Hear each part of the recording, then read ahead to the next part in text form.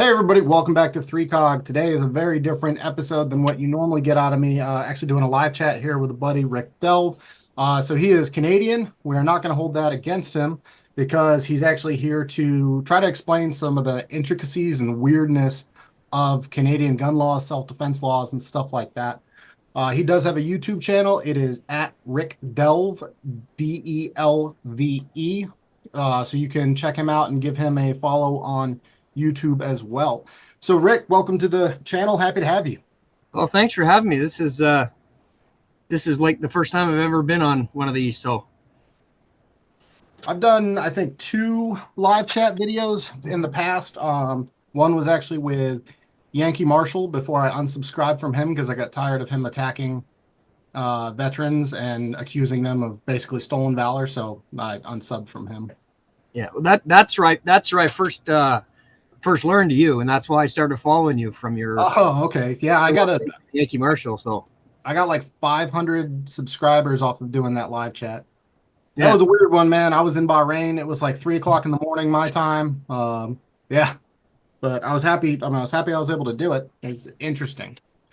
All right. So everybody down here in America knows that you Canadians just can't have guns, right? No guns at all. well, technically, according to the law, yes, guns are illegal in Canada. It is only by provision of a firearms license that we're allowed to have them. So technically, we're law-abiding criminals. Okay. Yeah, So anybody who wants to own a firearm in Canada for any reason has to have a firearms license. yes, you have to take a course. It's called well, there's 2 courses actually, depending on what type of firearm you want to get. Okay. We have 3 different categories of firearms. We have non-restricted, restricted, and prohibited. So if you want to take a just basically restricted is, well, it's gotten a lot muddier in the past 2 years because of an order in council that came out through the government. But basically restricted is pistols, any rifle with a barrel shorter than 18 inches or less than, I believe, 54 inches overall in length. Non-restricted is anything that is not prohibited or restricted. So if you just want like a basic typical hunting rifle, a 22, a 30-06, 303, then you have to take what they call a PAL course, and PAL stands for Possession and Acquisition Okay. License. And then if you want a restricted, you have to get the restricted endorsement on it, which is an RPAL, which is Restricted Possession and Acquisition License. Okay. And the courses are done basically over a weekend. It's not hard. It's more of a formality. They basically teach you the safety, just the safety stuff and how to basically the basics of operating a rifle or a pistol. What's the cost of those courses? Usually it's about $80. Okay. Plus you have to buy a book. There's books that the government have put out. Okay. And if once you're done, you can sell it. Like I sell it. I sold it to a buddy of mine for basically half what I paid for it because I was done with it. I don't need it anymore, right? So, and he got it cheaper. But yeah, it's about $80 for the weekend. If you're doing the 3-piece course, which is the PAL, the RPAL endorsement, and the hunter safety course, then it's usually like around 120 or something like that. And it's like a Friday night, Saturday, and Sunday until like early afternoon. Okay. So if you go through the courses and say you have all 3 of them or whatnot, you guys currently have importation and manufacturing bans, right? Oh yeah. Yeah. That started I believe last summer or last fall. With the new laws that the government put out. So you're not allowed to import pistols, you're not allowed to sell pistols, you're not allowed to buy pistols. So you guys can't even sell, like if you legally own a pistol, you can't sell it now to somebody who could otherwise legally own it if they've completed the course and everything like that? Nope, not in Canada. What about like inheritance? Nope, that is included in it as well, and that's what a lot of people were upset about because people die, their grandfathers have rifles or fathers have rifles and stuff, they want them. or pistols and stuff like that. Not anymore. It basically canceled that whole thing. So they just have to be destroyed? Basically, yeah, the RCMP will come and pick them up, or local police, and they'll take them and destroy them. Well, that's terrible. Yes, it is. Because there's a whole bunch of firearms that I wanted to hand down to my son, Right. and I can't do it anymore. So it's unfortunate. Okay. Do you all have any form of concealed carry permit up there? No. Okay. The only people that are allowed to carry are the police and criminals. Right. That's the way that works. Yep. Now, when did that change, or has it pretty much recent history? There's been no way to carry in Canada. Oh no, you used to be able to carry. One of the older gentlemen at my gun club, he had a letter right from the local chief of police that told him he was allowed to carry a pistol. This was back in the 70s or early 80s. Okay. But that's been basically kiboshed for a long time. And you never used to have prior to the 70s. Okay. And I'm not sure the exact date, but prior to the 70s, you could just go in and go to your local sporting goods store and buy a rifle. If you were over 18 and, the store would sell it to you. And then they came out with what they called the firearms acquisition certificate. You didn't need a license to own a firearm, but you needed a license to buy one. And that's how they started controlling that. And then in the 90s, they brought in Bill C-68, which brought in the more definitions for the categories of firearms and turned everything from the FAC into the PAL or RPAL. And anybody who owned, because before you could own, up into the 80s, you could own machine guns and full automatics and all that stuff with your FAC. Anybody when it changed over with C-68, they basically got grandfathered, and you're not allowed anymore, but it was grandfathered. So they had categories for like converted full autos, restricted pistols. So any pistol with a barrel less than 4 1/4 inches is 105 millimeters is prohibited. Okay. Why they did that? The only thing I can guess that is it's a numbers game, right? They knew how many pistols were out there because pistols have been registered since the 30s. Oh, wow. But that was one of the definitions that came out. So if you had what they call a 12-6 pistol, that was one of the categories they came out with. So if you had a 12-6 pistol, you're grandfathered, and you could keep that pistol. You could buy more of those types of pistols. You could sell them to other people that had that endorsement on their license. But if you didn't have that endorsement, you couldn't buy a short barrel pistol. Okay.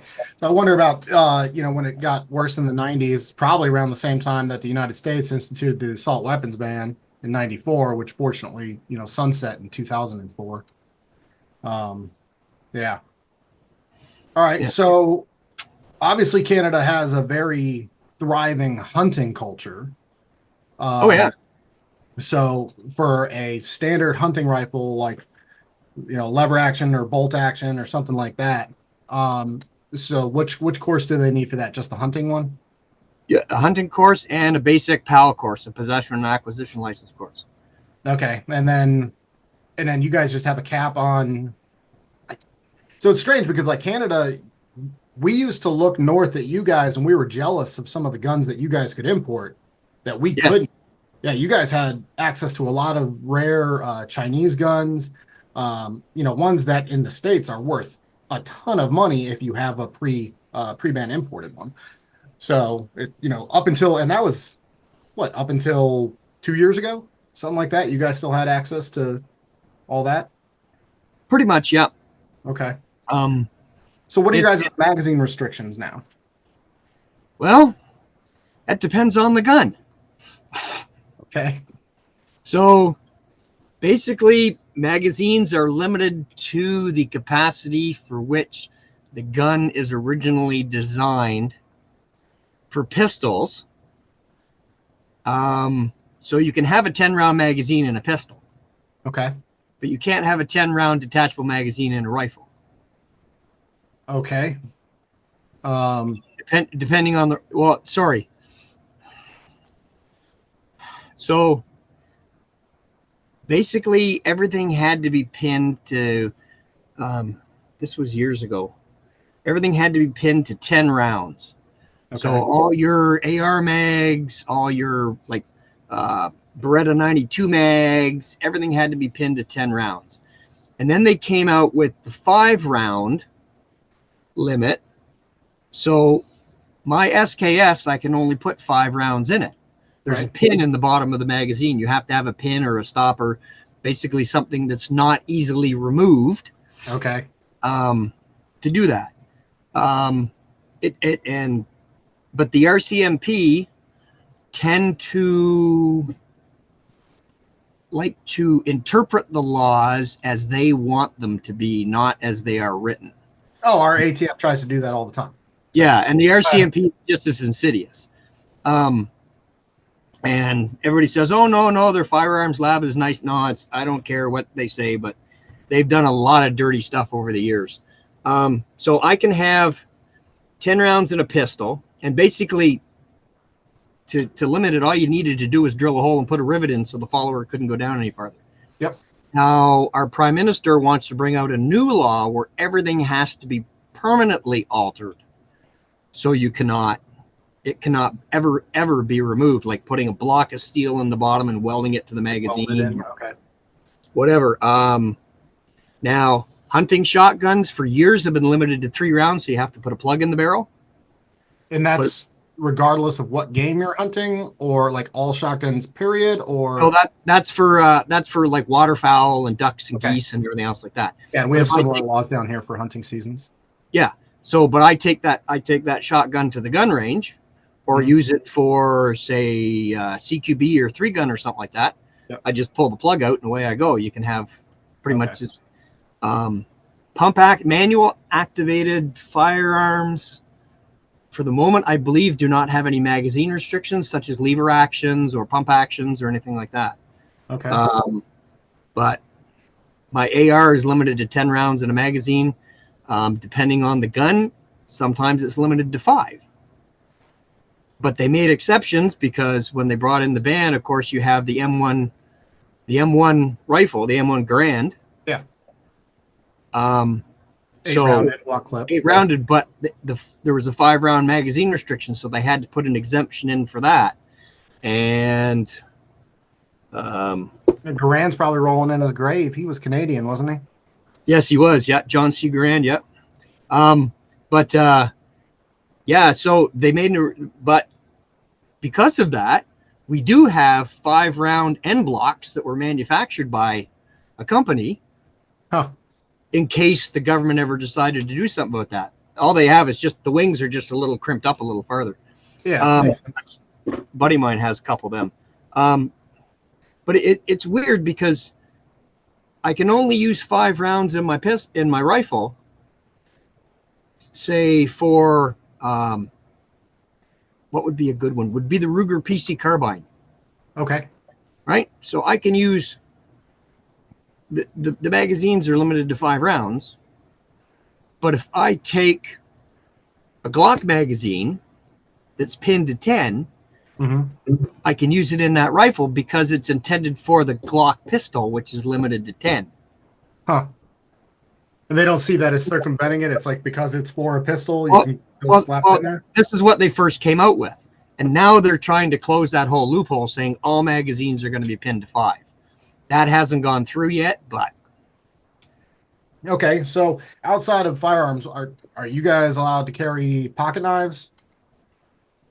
You can carry a pocket knife as long as the blade is not over, I believe it's 5.5 inches long. Okay. It's right around there. I may be a little fuzzy on that, but you can't.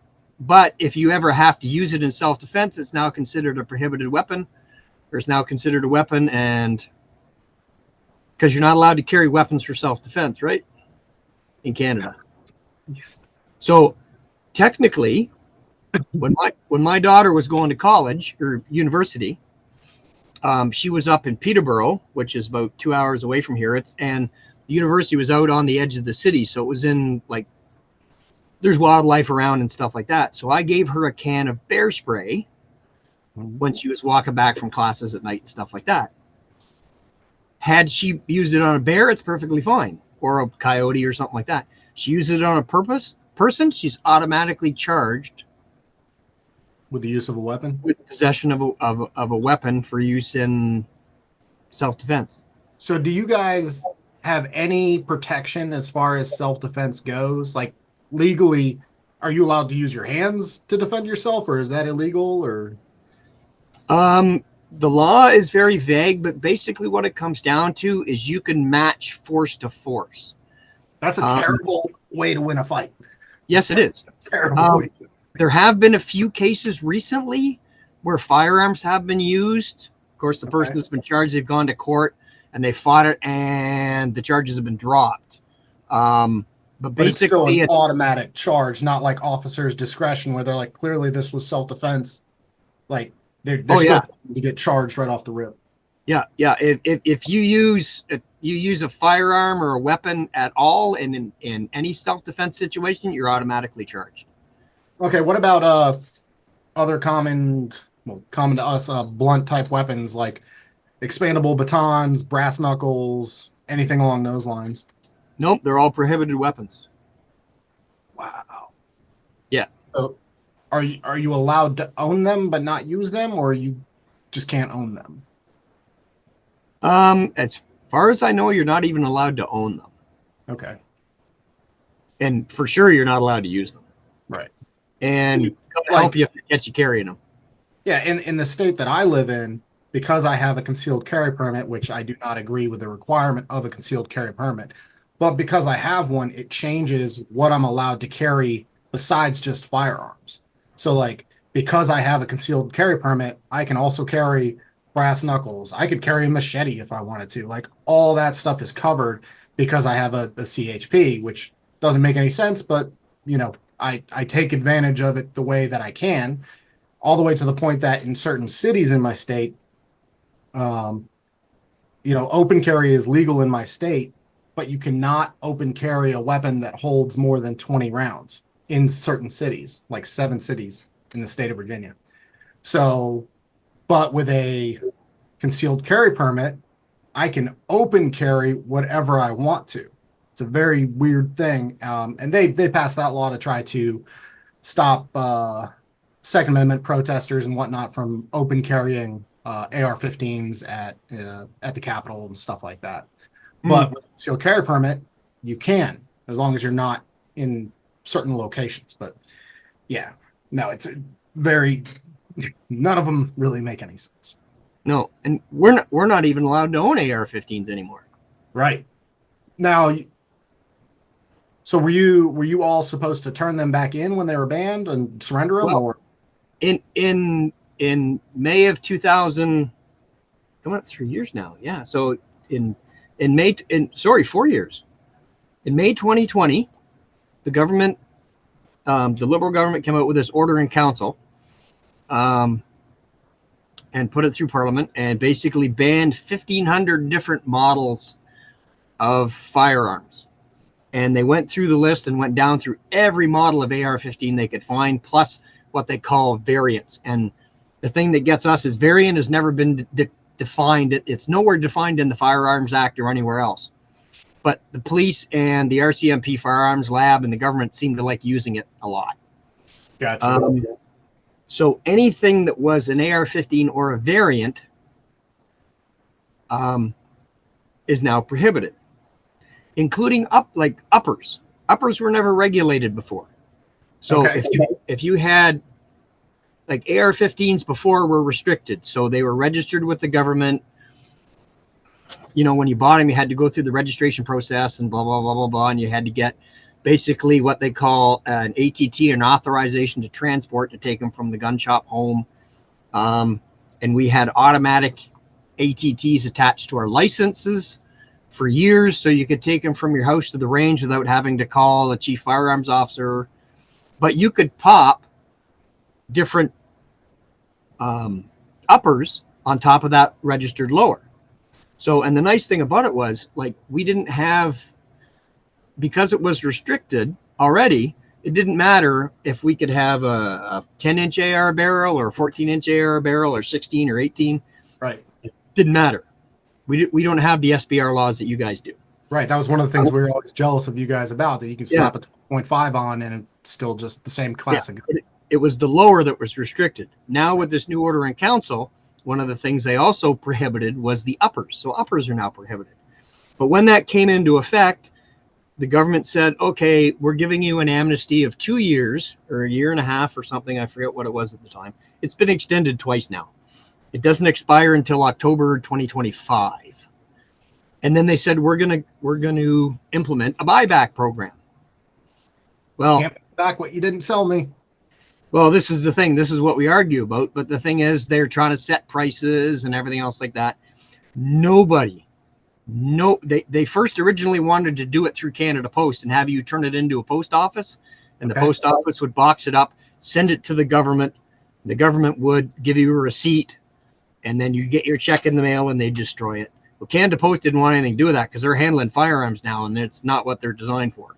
Okay. And then they've gone through other, they put out other tenders for proposals to do this, and nobody's biting. Because nobody wants to be the person at that end of the at that end of the loop, right? Because there's over 1 million firearms owners in Canada, so you don't want us all pissed off at you. So basically, there's no buyback program as of yet. So the same guns that were declared prohibited and too dangerous for people to own have been sitting in our safes for 4 years now. Right. But we can't do anything. We can't take. You have to store them with the bolt separately because all the prohibited laws that we have.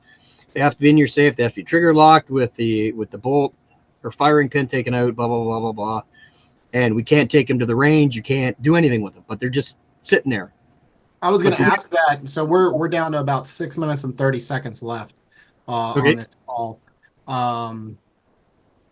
It's an interesting conversation, though. It could certainly keep going. But so do you guys have storage regulations in general for firearms? Oh, yeah. Yes, we do. Yeah, in a safe, and like for the prohibited ones, you've got to remove the bolt and trigger lock them and everything else? Yeah, any restricted has to be kept in a safe. And there was a lawsuit or a case with the government, RV Barnes, that defines what a safe is, because for years they never defined it. So there's an actual definition of a safe now. If it's in a safe, it does not need a trigger lock. If it's outside a safe, it needs restricted, needs to be trigger locked, and you cannot store the ammunition with it. And basically, storage for a non-restricted is you can store it. You can just have it leaning your wall, but it has to be trigger locked. Now, people have turned closets into safes by following the rule of law. Mm-hmm. And, putting deadbolts on them. Basically, it's something that's not easily broken into is the main definition. So like my office here, just by my own decision making, this is an exterior door. I have an electronic, doorknob on it that's password protected, stuff like that, because I have all my stuff just hanging on the wall. Then windows are filmed with shatterproof stuff, that kind of stuff. But I wasn't forced to do any of that. I made the decision to do that because I want to, Basically what they've done is that you have to have basically a safe. It has to be stored in a safe. And technically the provincial firearms officers can come around at any time and check. Although I don't really think there's ever been an instance of that. I've never ever heard of one.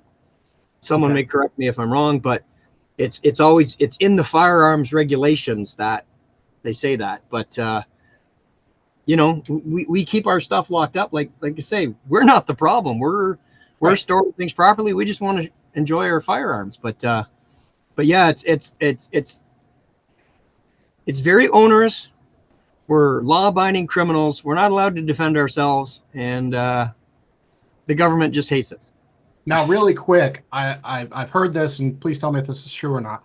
But a lot of people say like, oh, you don't like California, just move out of California, or if you don't like Canada, why not just migrate to the United States? I heard that if you were to try to move to the United States permanently, is it true that you have to pay income tax on all the money you've ever made in Canada to the Canadian government prior to all of that being approved? I do not know. Okay, I heard that somewhere. It was another Canadian, it was a Canadian YouTuber who was moving, and she said something about that. I was just wondering if you could confirm that or not. And I'm not saying it's definitively true because it was just something I heard, was wondering if you could confirm. No, So, I'm pretty sure you still have to pay income tax until you move, until you're no longer a Canadian citizen. okay.